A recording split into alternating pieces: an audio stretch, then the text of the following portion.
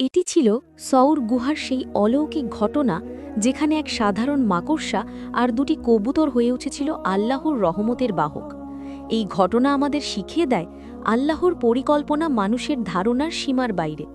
তিনি যেভাবে চান সেভাবেই তার প্রিয় বান্দাদের রক্ষা করেন।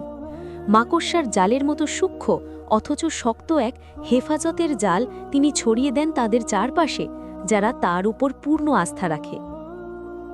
নবী করিম সাল্লাল্লাহু আলাইহি ওয়াসাল্লামের মক্কা থেকে মদিনায় হিজরতের ঘটনাটি ইসলামের ইতিহাসে এক গুরুত্বপূর্ণ ও অত্যন্ত সংকটপূর্ণ মুহূর্ত। এই সময়ে মুসলিমরা অত্যন্ত ক্ষিপ্রতা ও নিপীড়নের সম্মুখীন হচ্ছিল। মক্কার কাফেররা নবীজির প্রতি যে তীব্র শত্রুতা ও বিদ্বেষ পোষণ করেছিল তা নিঃসন্দেহে ইতিহাসে গভীরভাবে স্মরণীয়। নবীজি যখন হিজরতের সিদ্ধান্ত নিলেন, তখন এটি শুধু এক স্থান থেকে অন্য স্থানে চলার ঘটনা নয়, বরং এটি ছিল ইসলামের পথে নতুন অধ্যায়ের সূচনা, যা মুসলিমদের জন্য স্বাধীনতা, নিরাপত্তা এবং ইসলামের প্রচারের সুযোগের প্রতীক। এই সময় নবীজি তার প্রিয় সাহাবী আবু বকর রাজিয়াল্লাহুকে সঙ্গে নিয়ে চললেন। আবু বকর রাজিয়াল্লাহু ছিলেন একজন বিশ্বস্ত সঙ্গী। মক্কার কাফেররা নবীজির হিজরতের খবর পেয়ে তীব্র ক্ষিপ্রতা ও উত্তেজনায় ফেটে পড়ল। তাদের প্রতিক্রিয়া ছিল অত্যন্ত ভয়ঙ্কর ও নৃশংস। তারা ঘোষণা করল যে যেই মোহাম্মদকে জীবিত বা মৃত অবস্থায় ধরে আনতে পারবে তাকে বিশাল পুরস্কার দেওয়া হবে। এই ঘোষণা কেবল শব্দ নয়, এটি ছিল এক প্রকারের হুমকি, যা মুসলিম সম্প্রদায়কে ভীত ও উদ্বিগ্ন করার উদ্দেশ্য। এই সময়ের প্রেক্ষাপট অত্যন্ত জটিল ছিল। মক্কার সামাজিক ও রাজনৈতিক পরিস্থিতি মুসলিমদের জন্য চ্যালেঞ্জপূর্ণ ছিল। কাফেররা শুধুমাত্র ধর্মীয়ভাবে নয়, রাজনৈতিকভাবে ও সামাজিকভাবে নবীজির বিদ্বেষী হয়ে উঠেছিল। নবীজির শিক্ষা মানুষকে সত্য, ন্যায় এবং আল্লাহর পথে চলার আহ্বান দিচ্ছিল, যা তাদের শাসন ও সামাজিক নিয়ন্ত্রণকে হুমকির মুখে ফেলেছিল। এই সময় মুসলিমদের জন্য বিপদ ও ঝুঁকি ছিল সর্বত্র। কাফেররা শত্রুতার এক পর্যায়ে পৌঁছে গিয়েছিল যেখানে তারা মৃত্যুর হুমকি ও পুরস্কারের প্রলোভনের মাধ্যমে নবীজি সাল্লাল্লাহু আলাইহি ওয়াসাল্লাম এবং মুসলিমদের দমন করার চেষ্টা করছিল। এই সমস্ত চ্যালেঞ্জের মধ্যেও নবীজি তার লক্ষ্য ও উদ্দেশ্যে স্থির ছিলেন। তিনি জানতেন যে আল্লাহ সর্বদা তাদের সহায়তায় থাকবেন যারা তার পথে সত্যিকারের ঈমান ও ভক্তি প্রদর্শন করে। নবীজির দৃঢ়তা ও সাহস মুসলিমদের জন্য এক আদর্শ, যা আজও আমাদের শেখায় যে বিপদ ও হুমকির মুখে আতঙ্কিত না হয়ে আল্লাহর উপর সম্পূর্ণ ভরসা রাখা উচিত। মুসলিম ইতিহাসে এই ঘটনাটি একদিকে বিপদের চিত্র তুলে ধরে, অন্যদিকে আল্লাহর অদৃশ্য হেফাজত এবং নবীজির নেতৃত্বের মহিমা প্রকাশ করে। নবী করিম সাল্লাল্লাহু আলাইহি ওয়াসাল্লামের মক্কা থেকে মদিনায় হিজরতের পথে যাওয়ার পরিপ্রেক্ষিতে সবচেয়ে গুরুত্বপূর্ণ এবং নাটকীয় মুহূর্তের মধ্যে একটি হল সৌর পাহাড়ে আশ্রয় নেওয়া। হিজরতের সময় মুসলিম সম্প্রদায়ের জন্য নিরাপত্তা নিশ্চিত করা এক অনিবার্য চ্যালেঞ্জ ছিল।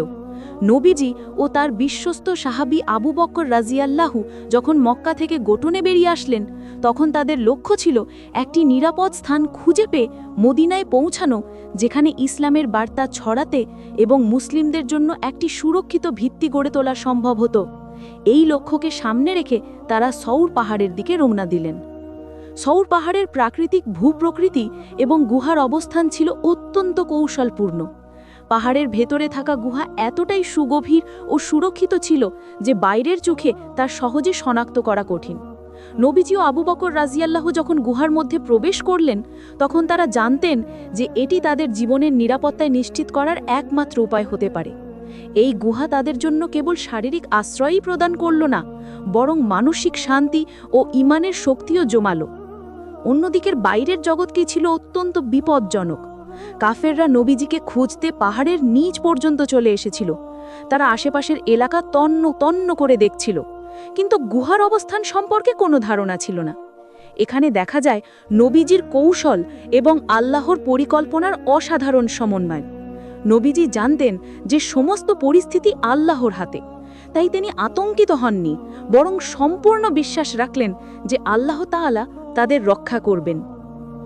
এটি আমাদের শেখায় যে বিপদের মুহূর্তেও শান্ত থাকা এবং আল্লাহর উপর অবিচল আস্থা রাখাই প্রকৃত ঈমানের পরিচয়। অন্যদিকে আবু বকর উদ্বিগ্ন ছিলেন যে যদি কাফেররা গুহার দিকে তাকায় তারা সহজে তাদের উপস্থিতি বুঝতে পারবে।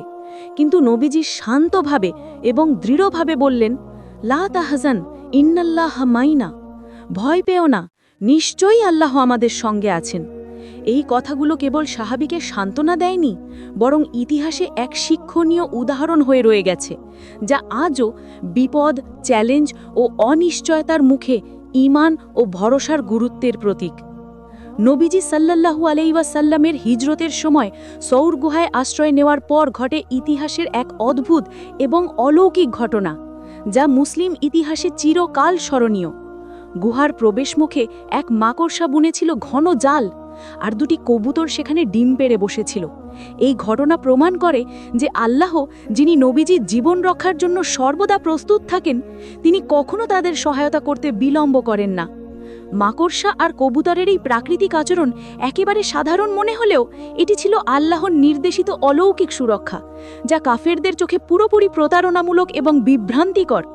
যখন কাফেররা গুহার কাছে এসে দাঁড়ালো, তখন তারা দেখল যে গুহার মুখে মাকড়সার জাল ঝুলছে আর কবুতর ডিম পেড়েছে।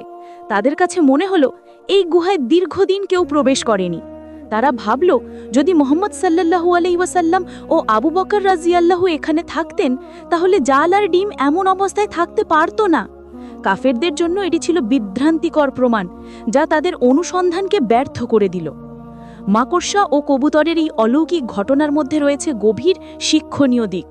প্রথমত, এটি আমাদের স্মরণ করিয়ে দেয় যে আল্লাহ, যিনি সমস্ত সৃষ্টির নিয়ন্ত্রণে আছেন, তিনি যে কোনো পরিস্থিতিতে সাহায্য পাঠাতে পারেন।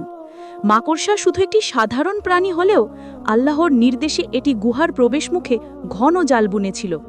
এটি প্রমাণ করে যে আল্লাহর সাহায্য মানুষের উপলব্ধি ও চোখের বাইরে। দ্বিতীয়ত, কবুতরের ডিমের উপস্থিতি দেখায় যে আল্লাহ মানুষের চোখে দৃশ্যমান জায়গায় এমন প্রমাণ রাখতে পারেন যা বিপদগ্রস্তদের জীবন রক্ষা করে।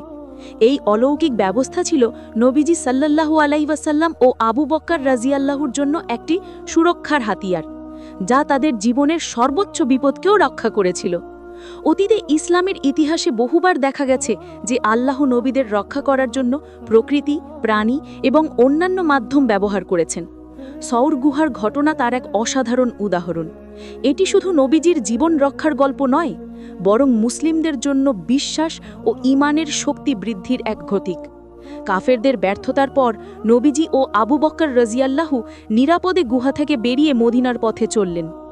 মদিনায় পৌঁছানোর পর নবীজির আগমন মুসলিমদের সম্প্রদায়ের জন্য এক নতুন সূচনা নির্দেশ করেছিল। মুসলিমরা নবীজির আগমন পেয়ে আশীর্বাদিত হয়েছিল।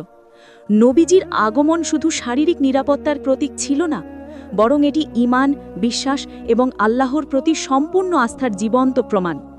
মুসলিমদের মধ্যে এই ঘটনার স্মৃতি আজও জীবন্ত, যা শেখায় যে বিপদময় পরিস্থিতিতেও আল্লাহর সাহায্য সর্বদা উপস্থিত।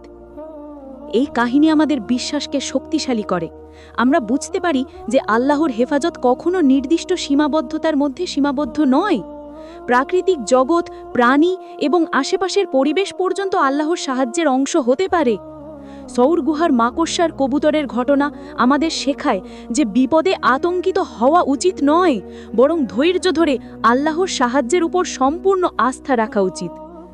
পরবর্তী পর্বে আমি আলোচনা করব নবী করিম সাল্লাল্লাহু আলাইহি ওয়াসাল্লামের মদিনায় আগমন এবং সেখানে ইসলামী সমাজ প্রতিষ্ঠার সূচনা নিয়ে, যা হিজরতের পর ইসলামের ইতিহাসে এক নতুন অধ্যায়ের সূচনা করেছিল। প্রিয় দর্শক, আমাদের চ্যানেলে নিয়মিত ইসলামিক ও শিক্ষণীয় ভিডিও আপলোড করা হয়। ভিডিওটি ভালো লেগে থাকলে লাইক দিন, কমেন্টে আপনার মতামত জানান, আর নতুন ভিডিও পেতে চ্যানেলটি সাবস্ক্রাইব করে পাশে থাকুন। ধন্যবাদ।